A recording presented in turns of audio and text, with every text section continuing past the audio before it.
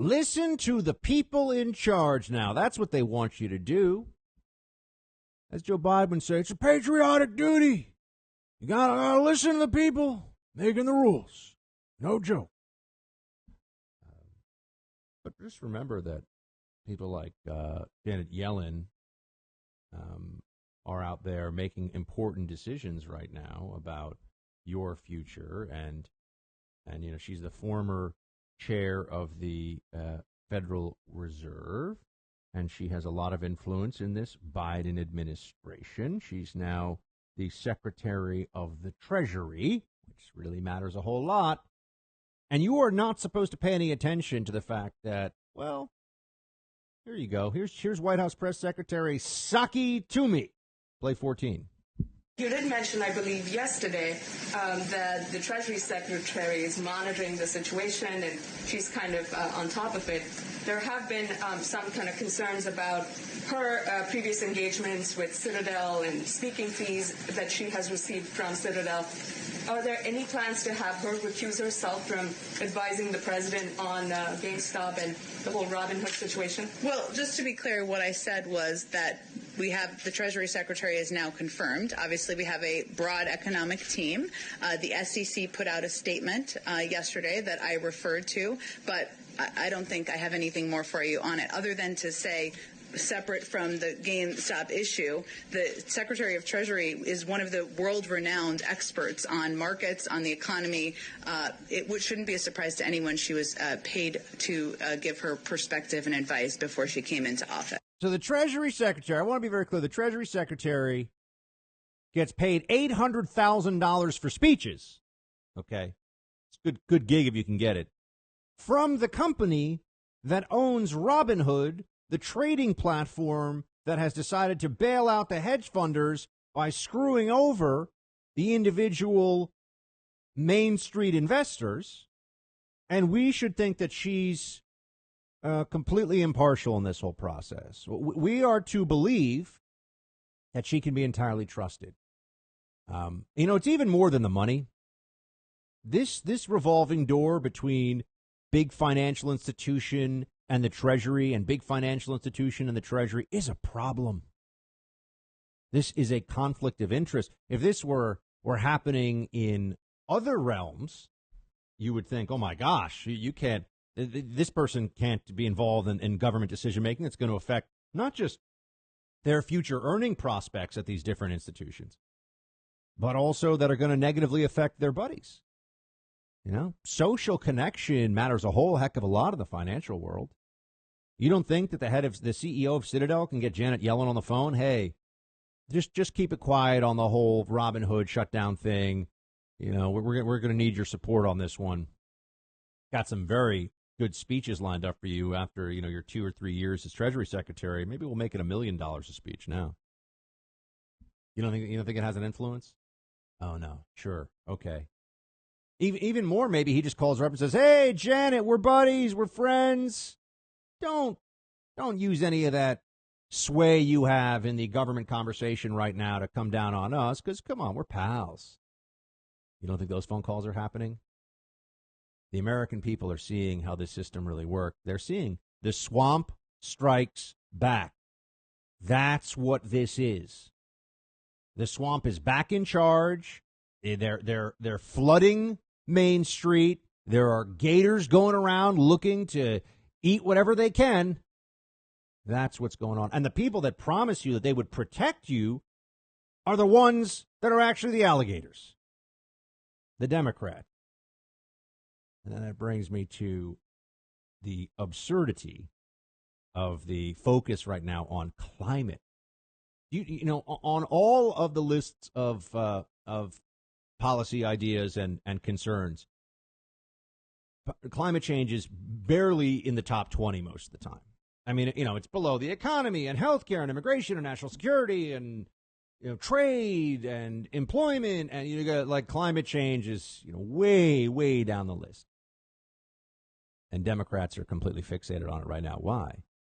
Because this is where they can have the most radical impact in the shortest time, and they need to do it before we figure out what's really going on.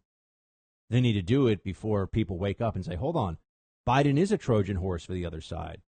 He's not some moderate who's going to be, helping us out and making sure that Main Street can pay their bills. No, that was all a fraud. The Biden campaign was a fraud. We should all keep that in mind. We're not getting what was promised here. And I mean the American people are not getting what was promised, and they never will. The Democrats run candidates saying one thing with the expectation from the base, from the activists, and from the elites that they're all going to get theirs. They're all going to get something else from this candidate. This is the game they play. This is how they run it. AOC, who is, I don't find many politicians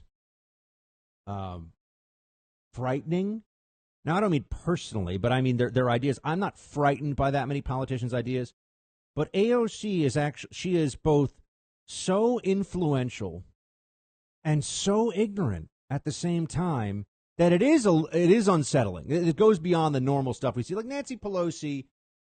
Yeah, she's cunning, she's ruthless, she's a liar, and she's not in any way an intellectual or bright, but she knows what she's got to do. But she wants to keep the system as it is. I mean, she doesn't want things to get so rough that the servants can't get to her mansion and bring her Chardonnay. So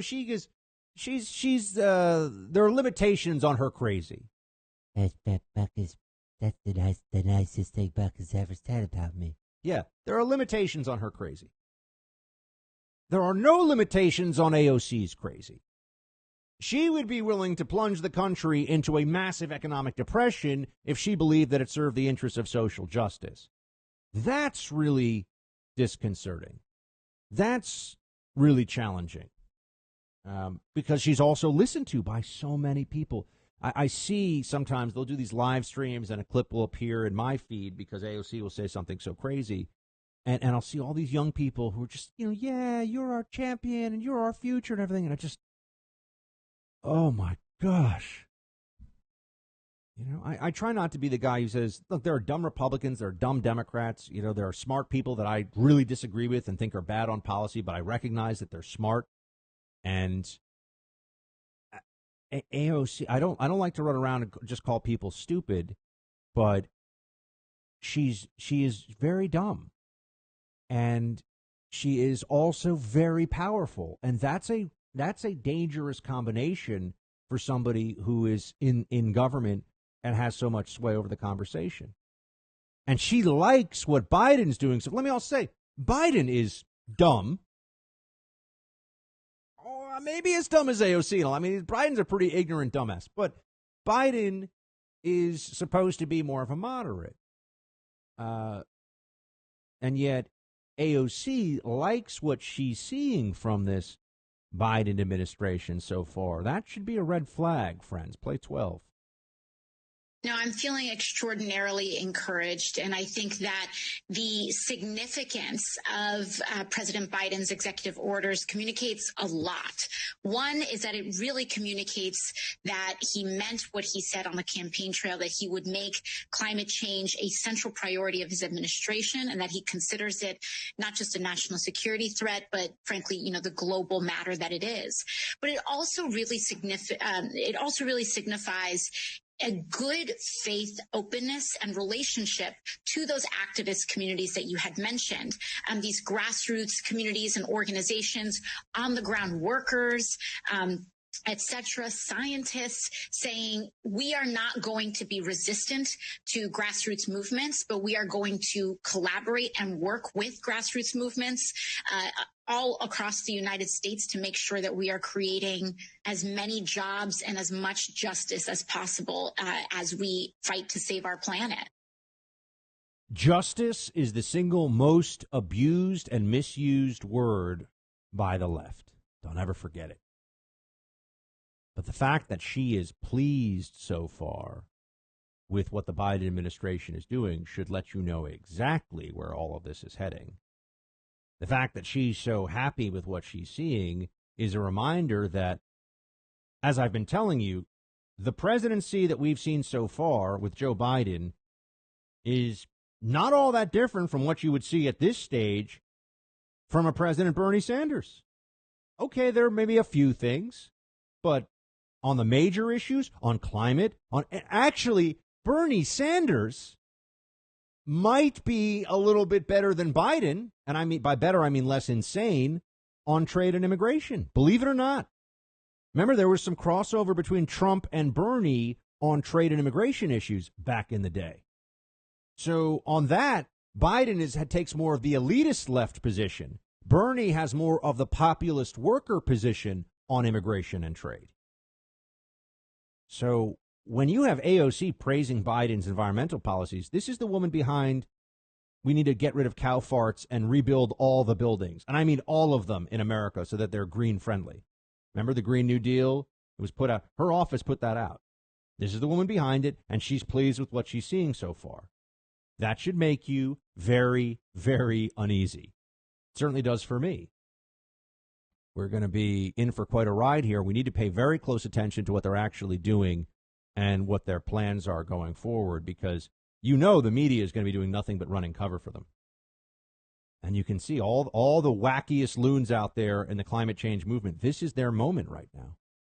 While people are downtrodden, need help, need checks, need the government to step in and assist, what we're seeing is that climate change stuff is being rammed through simultaneously. So those of us who are, on the one hand, we're focused on what the government actions are. They're going to say, we need to get money into people's hands. We need to take these actions.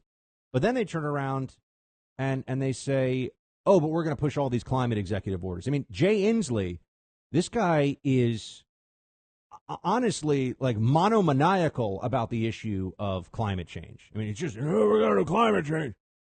And he's talking about how we're going to have a clean energy revolution now. Play 9. This is a nation ready to take off in a clean energy revolution. This is perfect for the United States. This is teed up for us to do what we do best, which is develop jobs in new industries. And we are doing that today. Today, clean energy jobs, and the reality is, are growing 3 times faster than the nation's average.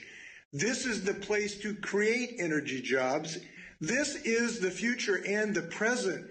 Listen, the other side wants to shackle people to a past of an area of declining jobs. This is a reality. We do not want to shackle our children to the dead weight of jobs that aren't going to exist 30 years from now.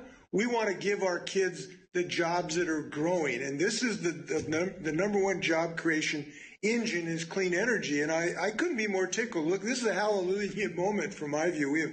We've crossed the desert of denial and deception about climate change, and we have a president who understands how to create jobs, and he's doing that big time today. This is all religious fervor, and Jay Inslee is not a smart man. This is religious belief coming out here. We've crossed the desert of denial and all this stuff.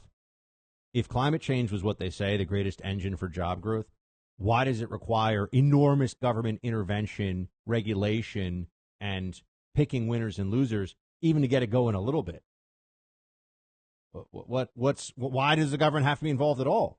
If this is so great and so efficient and so profitable, why do we have to have this rammed down our throats by Joe Biden's pen? Why are executive orders even necessary and all this stuff? Oh, that's right, because they are just sort of like Robin Hood the app. They are rigging the game, and they're rigging the game for their green energy interests. Hey, Team Buck, thank you so much for watching The First on YouTube. If you like this video, please click that little thumbs up button so then it will log as liked. And also, if you want to see more great content from The First, please click subscribe.